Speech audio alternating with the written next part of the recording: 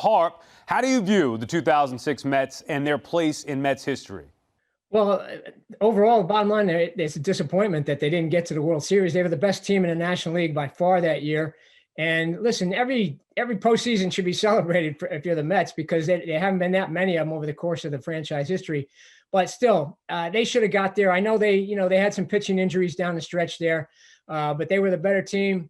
Should have won it. And then to come back, I think they could have changed the conversation if they get in the next year or the year after. But they had the collapses in 07, 08.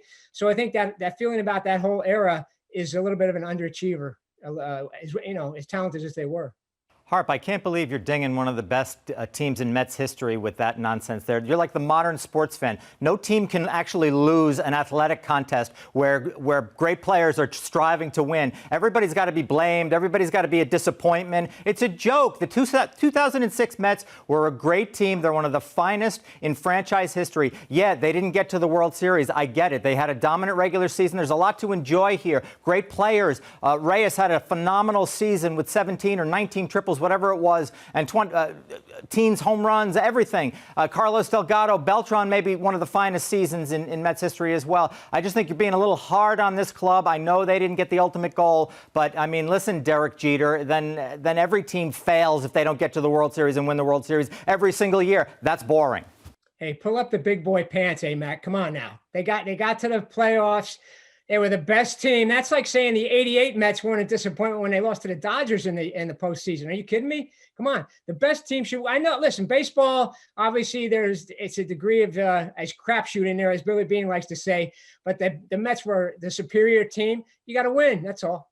Plus, it was a great team, but tagged with disappointment both years after in 07 and 08. All right, Rec, which was the more successful team in your mind, the 2006 Mets or the 2015 team?